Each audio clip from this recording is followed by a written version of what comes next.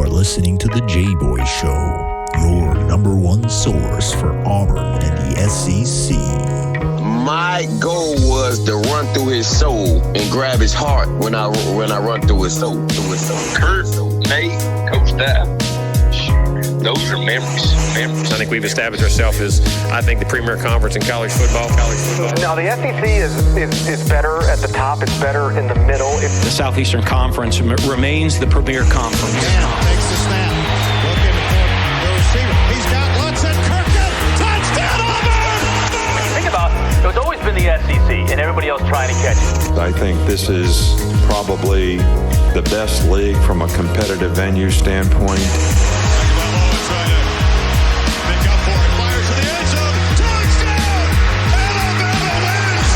The most capable teams. You just look at those programs, the way they recruit, how they invest. Snap to Burrow. 3 steps.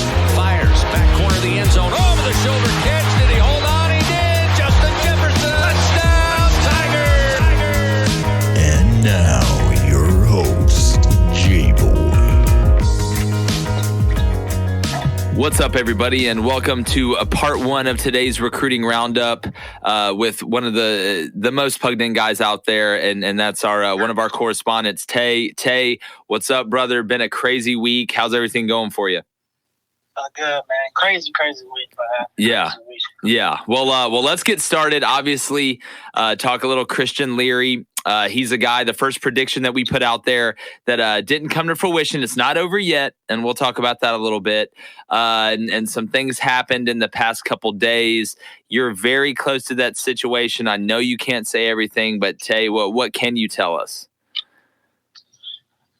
Christian Leary, I mean, he's a guy that the staff will continue to recruit him, but I know he got the Alabama offer in March. And it was a huge offer to him and his family. And it was an offer he couldn't really turn down due to the track record of Alabama putting raw receivers in the league. And it was like, it was a business decision for him. He knew that was the best route for him and his family, I'll say. And he just wanted to get to the pros, and he felt like that was the best choice for him. Really. Yeah. Go ahead. How you going, bro? Oh, yeah. Well, I know the Auburn staff felt really good about him. I know, Auburn guys in the class felt really good about him. When do you think that decision was made by him? Because it had to be pretty recent. I honestly think I'll say it was that night, to be honest. Really? So literally last night. It was like I guess he was just tired of the recruiting process. He wanted to just shut it down. It was like, well, I'm going to go to Alabama, and then came out of the blue and surprised everybody. I think he caught everybody off guard. Yeah, I think it did too. I know there's a lot of coaches that were caught off guard. And again, it's a war out there and things happen in recruiting. And again, at the end of the day, the only one who really, really knows is the one that's making the decision. But kind of moving on, because Auburn's involved, in a ton of high-profile guys. And me and you were talking about this in the pre-show. And I want to start off with a guy that Auburn fans are very familiar with, and that's Jeremiah Williams. And he's a guy that a lot of people are thinking it is an Auburn-Alabama battle. Me and you have touched on it before. I think Auburn leads. We don't want to put a prediction out there yet, but I think Auburn is a place where he could end up. Yeah, I know I said on the last time I was on the show, he originally wanted to commit before the season started, but the Dan period got extended, so he wanted to use his visits, which I said it on the last show, but I don't think he would decide to December maybe, but I still think we lead for sure. It's just he want to take his visits and can't blame the kid. He want to use it. No doubt. And a lot can happen between now and then. Now it's turning more into a Auburn, Florida, Oklahoma battle. I don't really think Alabama really in it like people think they are. Really? So you think it's an Auburn, Florida, Oklahoma battle? So Oklahoma's trying to sneak in there, huh? Yeah, for sure. I know Oklahoma's a school he wanted to get out to there this summer. Yeah. I know he didn't like their staff a lot, but I think his relationship with Auburn and our staff in the end is going to be too strong to get him out of the state of Alabama. And I know he really likes Rodney Garner a lot. And I think that played a big factor. I agree. And obviously, if we're talking about Jeremiah, we got to talk about Kool-Aid. Kool-Aid's the big-time corner basketball player. That's been a situation you've been close to from the jump. Kind of where is Kool-Aid right now in the process? I won't say his process is anything like Leary, but I think when he get ready to commit, it will catch everyone off guard because no one will really know. But I think it's Alabama-Auburn battle. He likes LSU quite a bit, but I think in the end it ultimately come down to the in-states, and not really much about him new other than all the schools he's talking to. They're pushing a two-sport situation to him, and he's listening. Yeah. But I do know, like I said before, he got the best relationship with Bruce Pearl, all the basketball coaches, and can't doubt his relationship with Bo Nix also. But in the end, I think it's right now just too close to call. Can't really put it. Yeah, that's one that's going to come down to the wire. And like you said, he's the type guy that it could come tomorrow or it could come, after the season. You really don't know. And really going down the go ahead. Decide, I think there'll be a little chatter out there about he's getting ready to close to commit. But okay, right now, I think if he knew where he wanted to go, he would be committed right now. So okay. That's a good thing. Definitely. I appreciate that. I appreciate you letting us know that. And talking about another guy, and Auburn just got a commitment from Landon Cain. That's another one we predicted. You were all over that one. You called the decommitment from Texas. I want to make sure our audience knows. But looking at Michael Trigg, another tight end, I think he's the number 3 ranked tight end in the country, and a guy that I know there's mutual interest there. He's a very athletic guy. I know he's pretty good in basketball. As of right now, I would say we probably are his favorite right now. Really? Yeah. And I know he's another guy that said he want to take his visits, but he's going to commit before the season and just take his visits after the season starts. During the season. Do you think that getting Landon Cain, because Landon Cain is kind of a flex Y, do the numbers in the room, do you think they'll scare him off, or is that something he's not worried about? Nah, he's not really worried about it. I know the staff, they said they were willing to take 2 tight ends, but the second tight end would have to be worth it. So yeah, at this time, I know Michael Trees, he's going to take absolutely to the staff because you can't turn a guy like him down. But definitely. I think both guys, they will be all right with taking 2 tight ends in the class. Yeah, and again, like you said, and it's something that gets said in every war room and every recruiting meeting that you never turn down a great one. So, he's a guy that I know the upside is tremendous. Another guy. Oh, go ahead.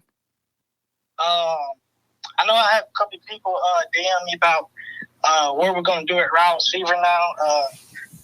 I give you guys a couple names. Look out on the kid from Athens, Georgia. Deion Colsey. I've heard that too. I heard he doesn't want to go to Georgia. Yeah, I think he wants to get out of the state. And as of right now, I think he kind of further down the Georgia board. I wouldn't say he at the top, but he's not at the bottom either. Yeah, I know they want a slot guy, right? They want a speed guy. Yeah. And I know you guys talked to Malcolm Johnson the other day. So you got an update on him. And we continue to go after D's cousin, Shad Banks. Yeah. From Texas A&M. The interest is still mutual. It just take a little time. It will. Do some work on the field with him. And but definitely not over for him. Now, Tay, I know a guy that me and you have talked about that's committed to Ole Miss, Adonai Mitchell at the receiver position. Is Auburn still trying to flip him?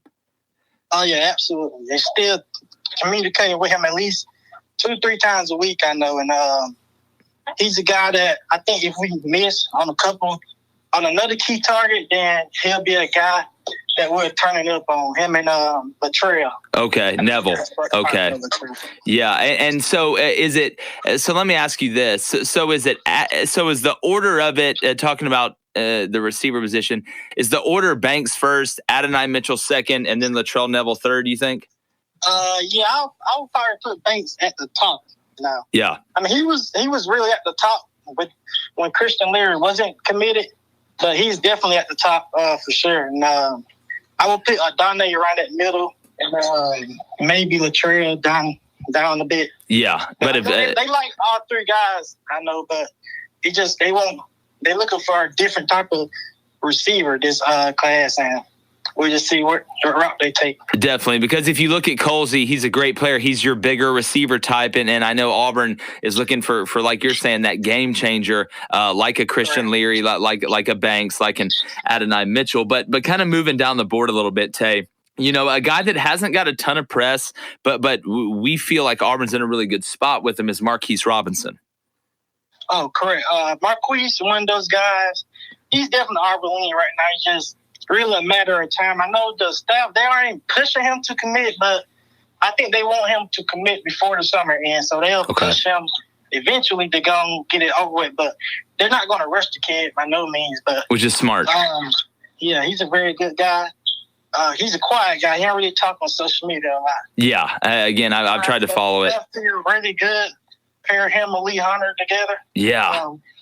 Can't forget the fact we still are recruiting the 5-star defensive tackle Leonard Taylor from Miami. Part of it. He seems like a long shot, but you never know what happens. Once the on-campus visits continue, that'll be a good thing. Definitely. And another guy that there's a lot of guys right now that's really willing to visit. Yeah, and once these visits start opening, it's going to be crazy. I think you're going to see decommitments left and right, just because it's such an unprecedented time. But speaking of guys that are committed to other schools, right down the road from Auburn, Dillon Brooks, the defensive end who's committed to Tennessee. He's a guy that we talked about that we could see flipping during the season. Obviously, he's got the family connection to Jarris McIntyre. Where do you think Dillon is right now, Tay? And is he a guy that the Auburn coaching staff is really pushing for? Dillon, I say right now he's pretty solid to Tennessee, but I'll say the staff, they pushing for him, but I know him and Jeremiah plays the same position at the Bucs, so they're pushing for Jeremiah, and if they somehow don't end up with Jeremiah, then I think they'll circle back to him and push even harder for him. But I think they'll definitely take both if they have room. Because he's obviously a guy you have to make a spot for if he wants in the class, but it's just the fact that he's committed to another SEC school right now, so they're not going to primarily focus on him.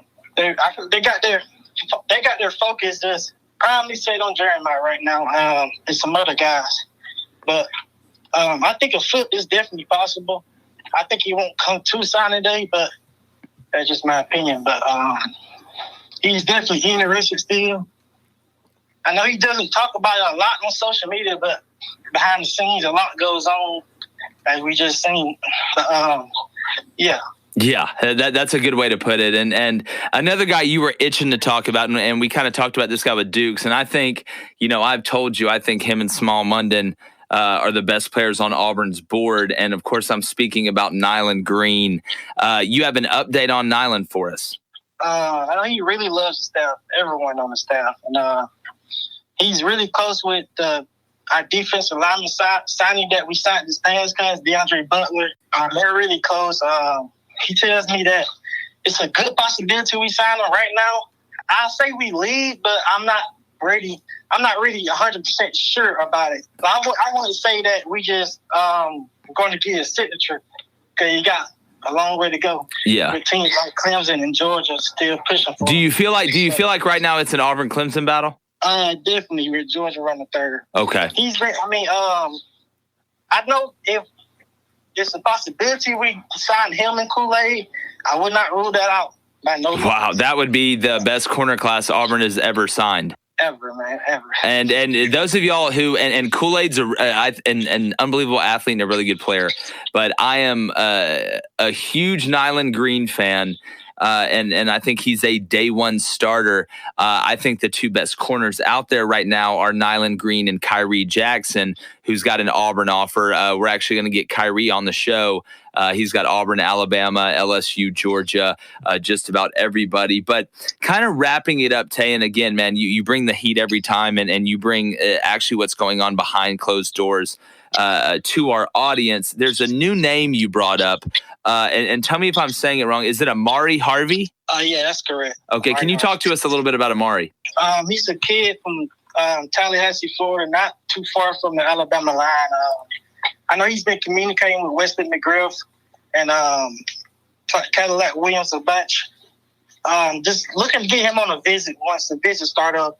That'd be the first step into making some progress with his recruitment. But he's a guy that Steph likes a lot. He likes us a lot, and he loves what McGriff does with defensive backs. And not a lot of information on him, but just a new name for the people to know. Okay, so remember that name, Amari Harvey. He's from down in Tallahassee. He's a safety, correct? Yeah, correct. Yeah, he's a safety. So also, Tay, is there anybody else we're leaving out? Is there any other updates that you have for us, man? I mean, we've hit daggum near every name on this list. Is there something else you want to drop out there to the audience? I will say this: the 5-star offensive tackle, Amaris Mims. I know it looked like some Alabama-Georgia battle, but I will say Auburn is slowly creeping inside this recruitment. I've heard that. With the way that Alabama just got a commitment from the 5-star offensive tackle Latham, and right now they're training for the Brockenmeyer twins. Yep. He's really looking at the depth chart at all three of those schools right now, and the depth chart is favorable at Auburn, and he's apparently listening to it. I know he's close with D. D's working them. The staff's working them. Everyone's working them. But I know he originally wanted to commit somewhere in between September, and then he's talked about doing it early, but he's visited Auburn a lot. But I would just say that we definitely in it. It's not over. Definitely. Well, man, I appreciate that. It kind of feels like the Broderick Jones situation from last year. Yeah, it does a little bit. It's kind of different when you have a pretty good quarterback committed to last year. There's no shot to the quarterback signed for last year, Bill. Guys really want to play with D, and guys like Leary, he wanted to, but things happen. But definitely got to keep the name out. Yeah, definitely. Well, Tay, man, I will say Rob Ward, the in-state offensive tackle from Gaston. He's another one to keep an eye on. Say his name one more time. Auburn offered just yet, but I think they're getting ready to offer him pretty soon. Really? Really? What? Say his name one more time for our audience, Tay. Rod Orr. Rod Orr. Okay. Definitely from down in Gadsden, and that's he's a big fella, right? Big kid. That's right. I actually signed a kid named Tariq Bateman out of there. They grow him big down there. But Tay, man, you're always bringing the juice, always bringing the flames. I appreciate you, man. Oh, you got some more. Hit us with some more, dude. Keep going. Keep going. The audience wants as much as possible. I would keep an eye on Jonathan Jefferson. I know he committed to Georgia somewhere this spring in March, but he really likes Rodney Gardner.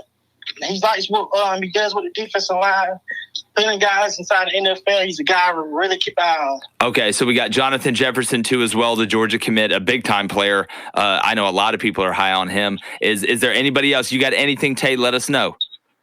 I'll be back on the next show. Well, my brother, I really appreciate you. You do such a great job. Tell everybody where they can find you on Twitter. You can find me on Twitter at King Tay, that's KVNGGG_TAAAY. Yep. And again, he's a great follow, just an unbelievable resource for the Jboy Show. And he comes on every other week on Wednesday. Tay, I appreciate you, man. We'll talk soon. Oh, for sure, man. All right, buddy. And that's part one of our recruiting roundup with Tay and really the Christian Leary situation. Tay is a stand-up guy. Again, there's some things that we can't say, kind of danced around it a little bit. It happens in recruiting. Just know that Christian Leary was committed to Auburn basically until about 2 days ago. So again, things happen. People will say, oh, you're full of it. That's okay. But again, appreciate you guys joining us and get ready for part two with Eli Gravitt because it's coming now. What's up, everybody? And thank you for joining us for part two of our recruiting roundup. And we are pleased as usual, as we are every other week, to be joined by recruiting insider Eli Gravitt. Eli, you've been on a warpath lately, man. You got Deshaun Ruffin-Wright to Ole Miss today. You've got Trey Patterson to Villanova tomorrow. And you called Jalen Beasley to Troy earlier in the week. And I know you've been blowing up the phones, man. How's it going? Man, it's going good, Jack. Once again, I appreciate you having me on, bro. And man, I'm just trying to get it right, man. That's all I'm trying to do. Trying to get it to the people. Well, yeah, man. Well, shoot, you haven't missed. We're 19 for 20 right now, and obviously we talked a little earlier with Tay about Christian Leary and that whole situation. But I want to kind of talk about some guys because there's a guy in this class that Auburn has a lot of interest in.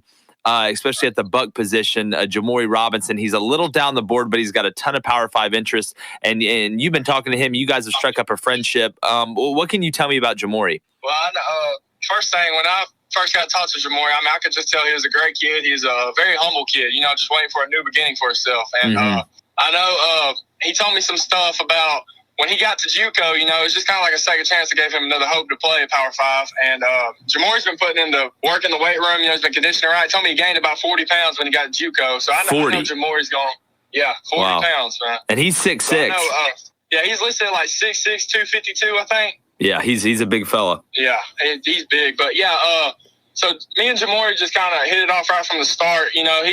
Once again, you said he's a pretty big interest from Auburn. He's a little down the board, but, he's definitely got the interest for him. And I know if everything falls right, he could definitely end up at Auburn. But, all the cards got to fall right. But he's definitely going to be a big-time player at any Power 5 school he goes to. I know that. Yeah, I know. Can you kind of talk about some of the other schools? He's got a bunch of offers. I know Tennessee's close to pulling the trigger. Right, yeah. Tennessee's real close to pulling the trigger on him. Had a lot of interest in Tennessee from him. So, we're going to see how that goes. I know Memphis, Syracuse, a bunch of schools have contacted him like that. But Jamaal, I think Jamal's sitting around, don't quote me on this, but probably around 10 to 13 offers right now, somewhere around that. Yeah. Yeah, Jamal's sitting good right now. And I know he wants to make a decision. I think he told you in December, correct?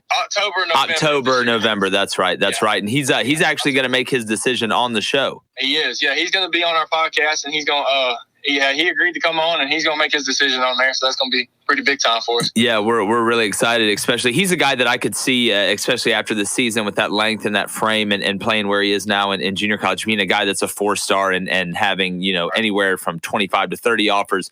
Obviously academics are a big deal, but you've been talking to a lot of guys in the 2022 and 2023 class, and one guy that I know is going to be a top player in the country is Elijah Cofferson in the 2022 class, I believe, the offensive lineman. Can you talk a little bit about Elijah? Yeah, me and Elijah sat down and talked 2 days ago, I'm pretty sure. And, we talked about, he's a 2022 class. He's listed as a defensive lineman for his class, but he's going to go play offensive lineman in college. He already has about 6-7 offers, but we're talking major D1 offers, Jake. You know what I'm saying? He's just one of those kids that you can look at and you're like, yeah, that's going to be a stud one day. Definitely. What are some of those offers?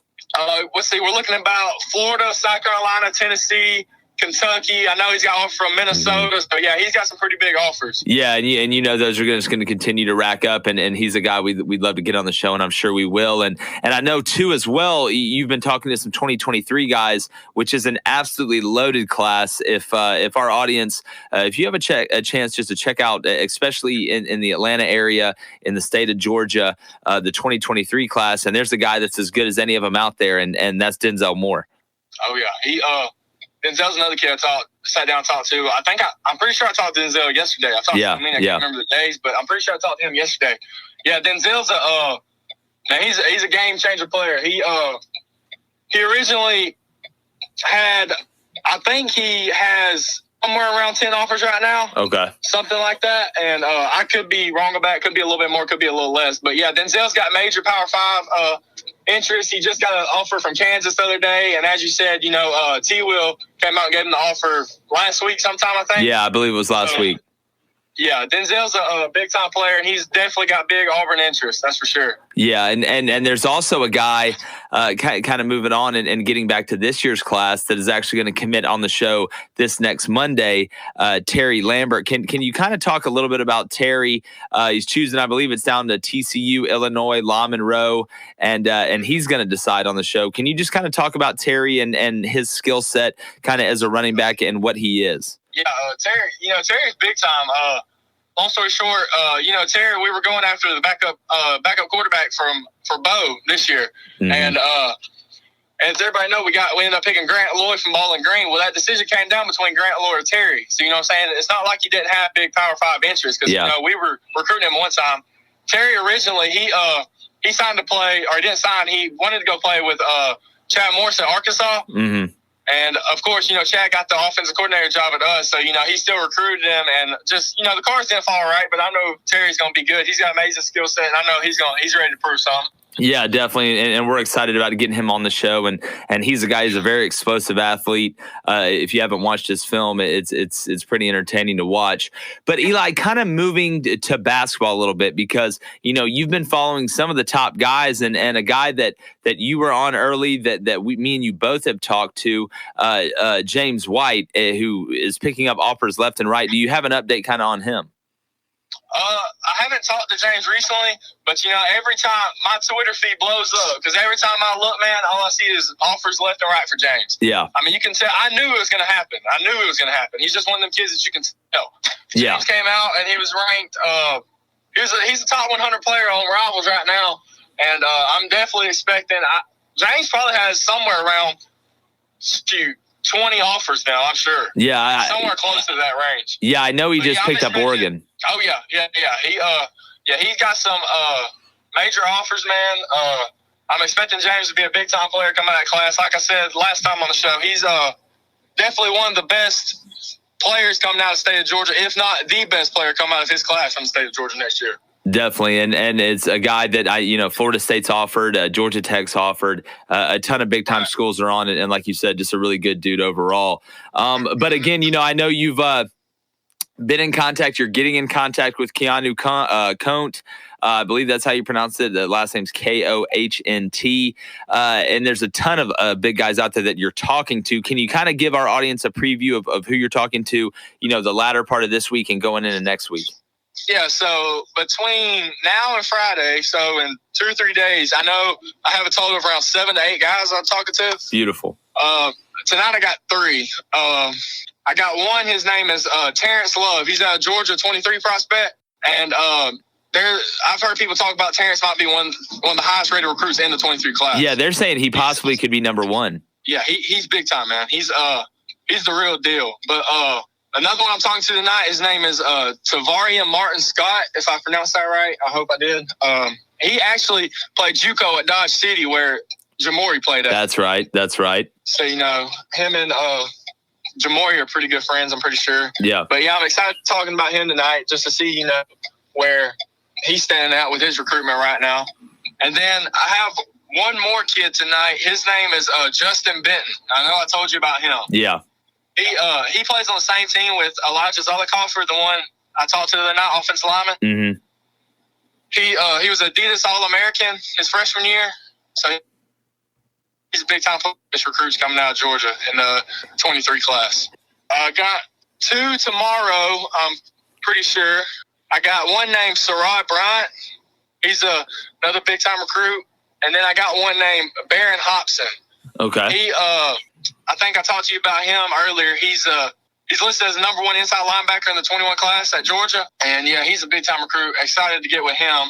And then Friday, I know I just picked up one we just talked about. His name is Sharif Dent. And then the one I was just telling you about, he's a 23 prospect, but my guy already has offers from, we're talking Penn State, Michigan State, Auburn. Those are just a few. So I know he's going to be a big player. Definitely, man. Well, Eli, always appreciate the updates. Keep getting them. Keep knocking those predictions out, man, left and right. And shoot, man, we'll talk to you here in a couple weeks and get another update. Oh, yes, sir, for sure. One more thing, Jake, my bad. Oh, go ahead, E. One kid that I'm definitely interested in talking to in the future, I keep in touch with him all the time, and his kind of situation is a little different. He's in JUCO right now. He plays at Fullerton Community College in Arkansas. Mm-hmm. And I just kind of want to touch pass on him right now because his name is Sanika Scales. I remember I telling you about him. Yeah. One thing about Sanika is he gray shirted this past year. So, he ain't got no film right now. But even without film, this kid I'm talking to, he's already having big time coaches getting in touch with him. Yeah, he's a guy that's kind of under the radar that could blow up. Oh yeah, he could blow up major. He's a 21 prospect, and I just want to tell everybody keep an eye on him because he's gaining major Power 5 interest right now without any film. So when his film hits, I'm expecting big time offers for Sanika to come. Definitely. Well, Eli, you can check this guy. Follow him at Eli Gravitt. He's a great follow. He's always on. He's very interactive, very knowledgeable. And again, he's in touch with the recruits. This is a guy that's actually getting it from the horse's mouth. So make sure you give him a follow. And E, we'll catch you in a couple weeks, bro. Hey, for sure, Jay. I appreciate you, man. All right, be good. Talk to you soon. All right, you too, bro. And that was another recruiting roundup, the Wednesday edition here with obviously our recruiting correspondents, Tay and Eli Gravitt, two guys that are super plugged in. Appreciate you guys joining us as usual. Got a big show planned for tomorrow. Got Aaron Torres from Fox Sports Radio going to talk some college hoops, talk some college basketball. Remember, hit up the Investor Brand Network if you need PR, you need marketing. They're the best in the business. They've got multiple packages. They're not too expensive, and these guys do a lot behind the scenes and can do a lot for you. Obviously, shout out Faison, unbelievable in the studio, and can't wait till we see you guys tomorrow. Remember, we're unveiling the list this week. 19 out of 20, looking to go 20 out of 21 tomorrow with Trey Patterson to Villanova. You guys, we told you eventually something was going to happen, but you got some answers in today's podcast, so you kind of understand a little bit of how that situation went. But this has been another edition of the Jboy Show, and Jboy is gone.